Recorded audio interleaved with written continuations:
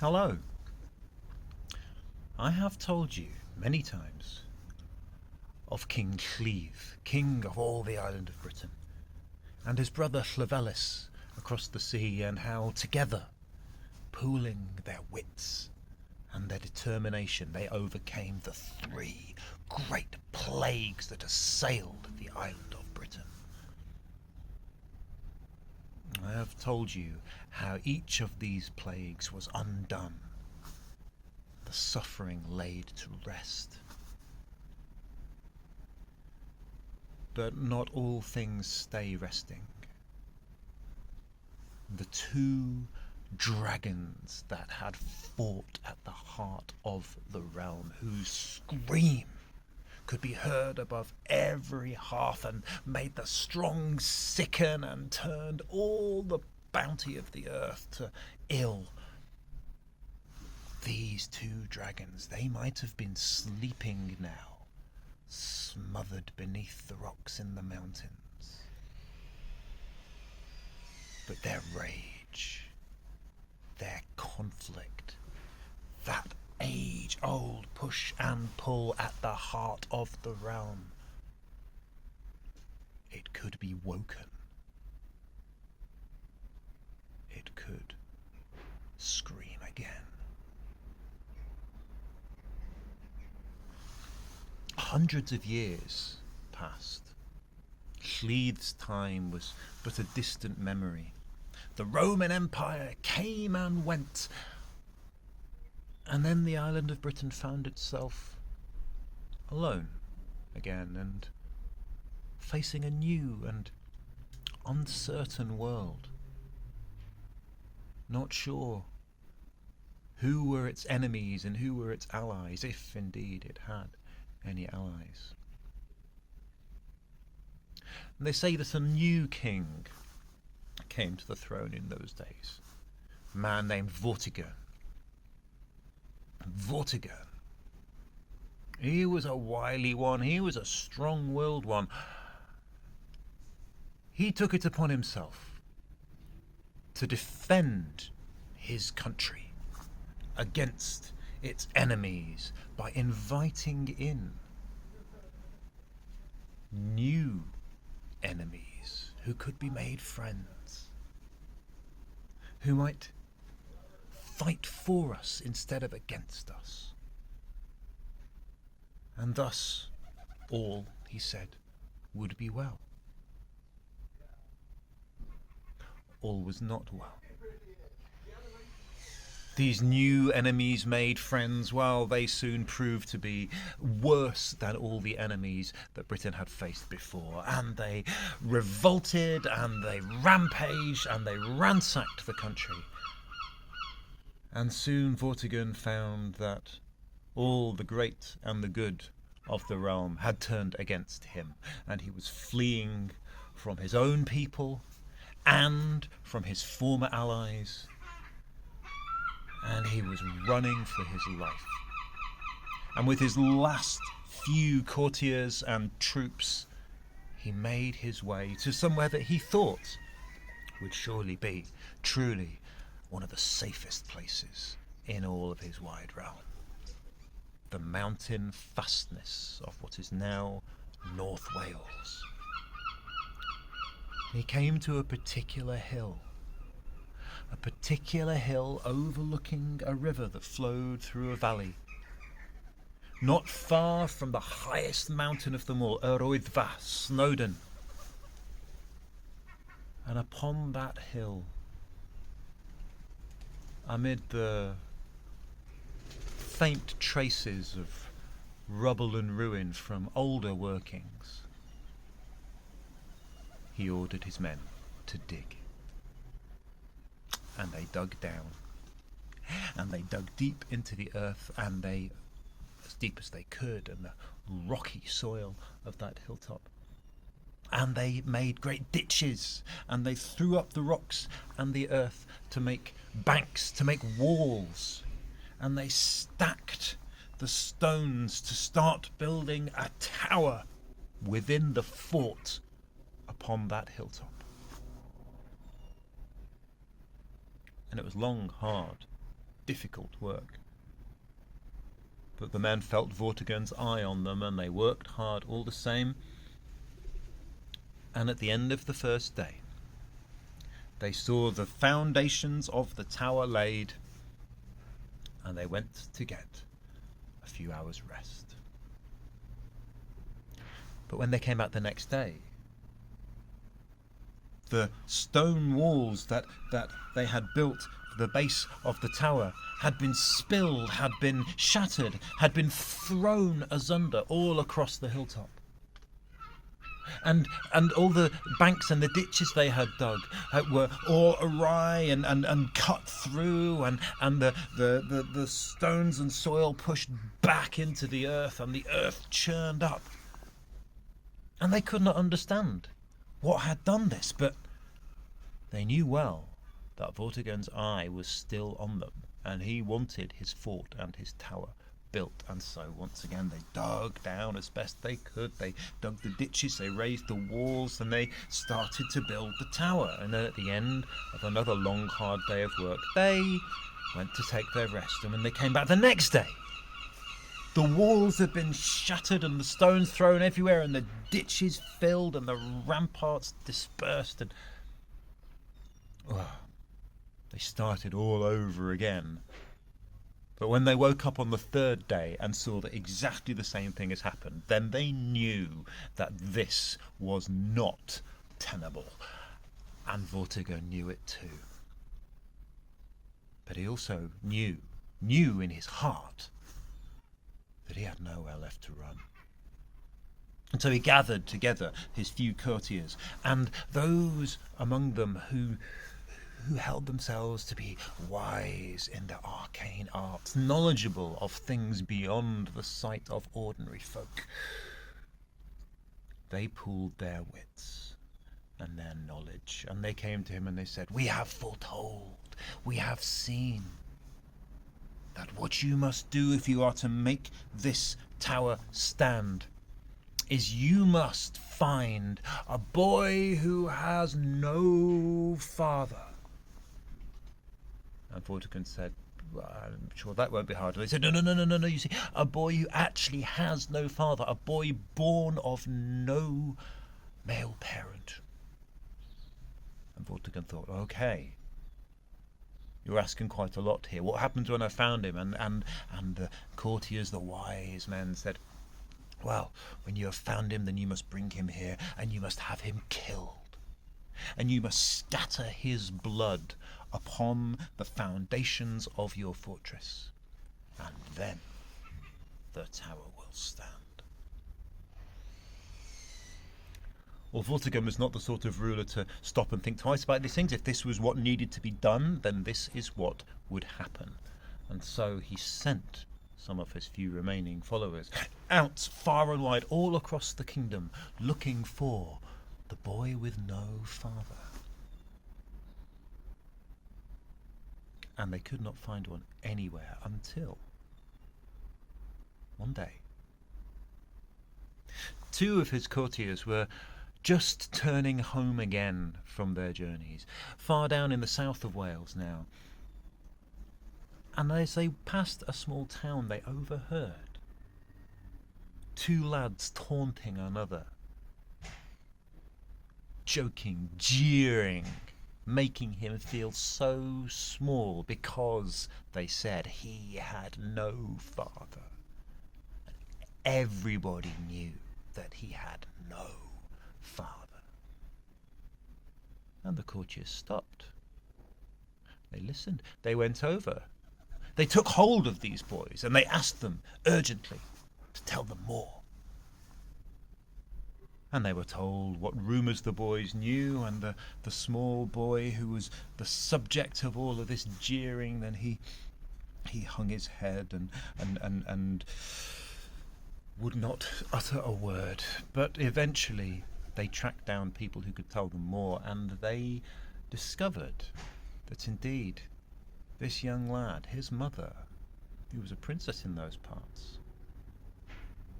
she had been visited in the dark night by a spirit in male form who had lain with her in her bed many nights.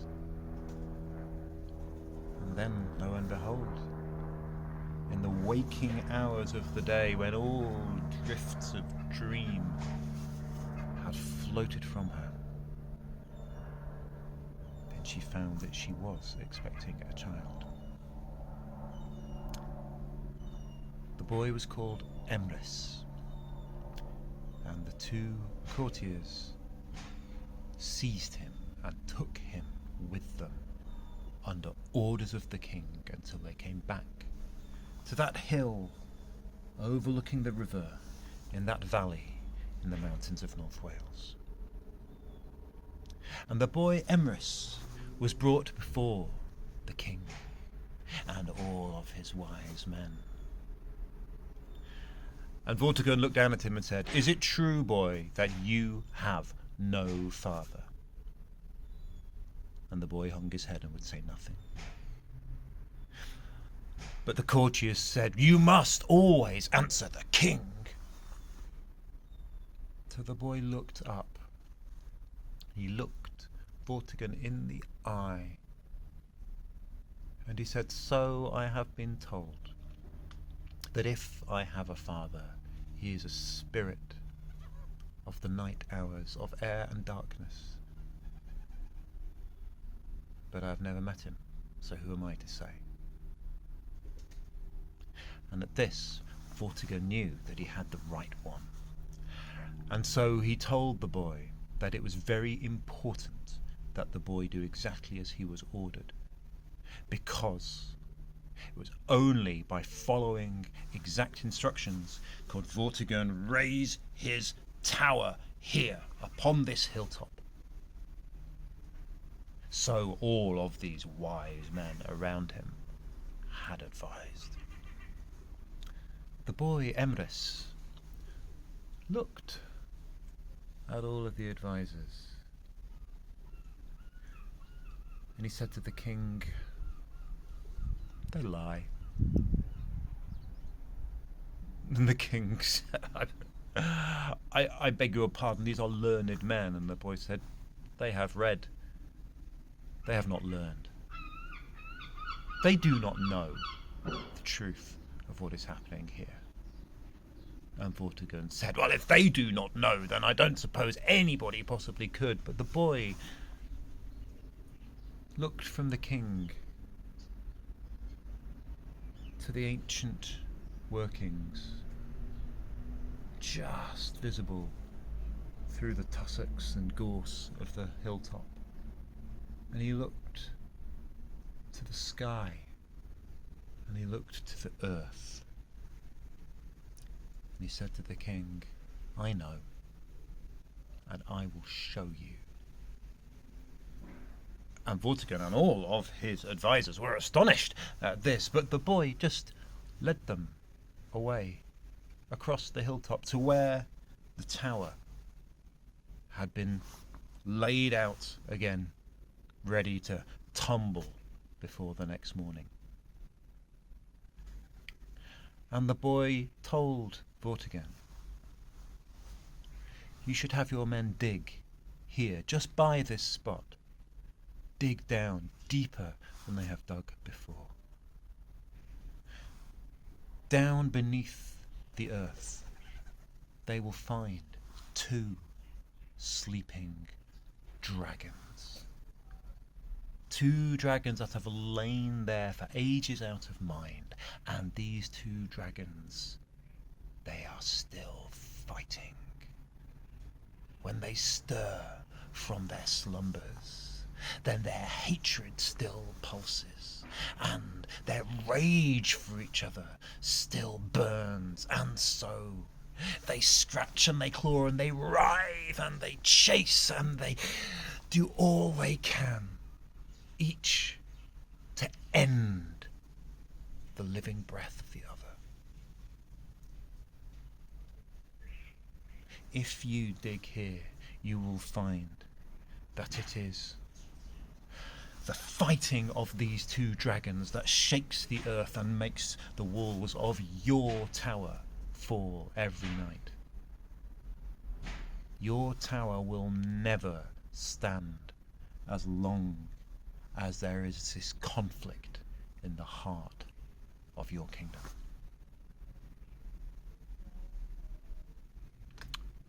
And although the advisors scoffed and begged for Vortigern to listen to them and have them prepare the sacrifice and shed the child's blood, Vortigern was stilled by the look in the child's eyes. And so he had his men come and dig where the boy had indicated, not far from the base of the tower. And they dug long and hard, deep down into the earth. And it was much harder and much longer than they had ever dug before. But eventually, they found a chamber. They broke into a chamber beneath the crest of the hill. And there in the dark of the chamber, they saw the stirrings of scaled forms. They saw the flash of yellow eyes. They saw the blaze of flame. And they heard the dragon scream. And uncovered again as they were, the dragons once more erupted up through the hole and into the open air, and they blazed fire at each other, and they belched out their hideous breath, and they slashed and they gnashed and they screamed all the more. And eventually one of these dragons drove the other one off and away over the horizon, but it came roaring back again and brought the first dragon to a cowering position, coiled up at the edge of the hillside. But then that dragon came roaring back again, blazing fire once more, and fought its opponent back and back and back and out through the air and away. And it seemed that they would go back and forth for an eternity. And Vortigern and all of his advisors and all of the workmen stood amazed. And they stopped their ears when the screaming grew to a pitch, and then they gasped for breath when the dragons were off and away at the horizon. And finally, the fight drifted out beyond sight and beyond range of their hearing. Then Vortigern turned to the boy, Emrys, and he said, What under God's great sky does this mean? And the boy Emrys said, I told you, your tower will not stand while the conflict at the heart of your kingdom rages on. But Vortigern said, which of these dragons then will win? Which of these dragons is me? Which one of these dragons will tell me the path that my rule will take? Will I truly have power here again? And Emrys just looked at the king and said, your power is past. Your time is done. But the conflict rages on. And if the tower is to stand, and if the rage is to be soothed, and if there is to be peace, and all people in this land are to be well, then someone is going to have to find a way to stop those dragons fighting. And with that, he turned and he walked from the hilltop and out into the world. And quite what became of him, the tale is lost and confused in all the centuries of stories. The king, Vortigern, well, he fled from there again and tried to build a new fort far at the tip of the Llŷn Peninsula. And it did not last. It did not stand. And eventually his enemies caught up with him. And he and all of his followers were slain. And the fighting and the uproar and the suffering carried on back and forth over and again for many more years to come. There are some who think they know how it ended. There are some who think that a saviour came, put it all to rights, and will come again. Maybe that's true. Maybe he will.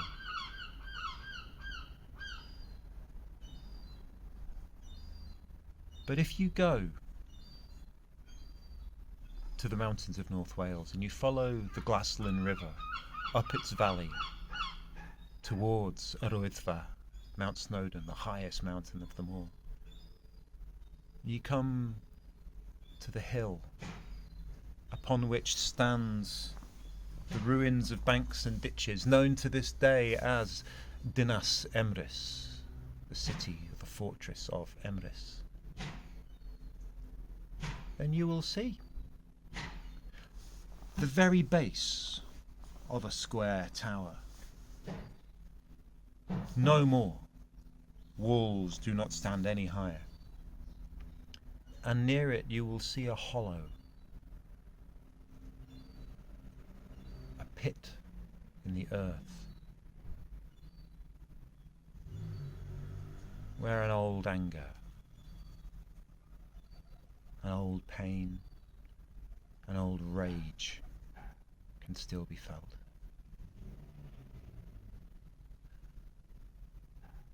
And I don't know if anybody has yet found a way to stop those dragons fighting. But maybe it's something we should be putting our mind to instead of waiting for a saviour to come.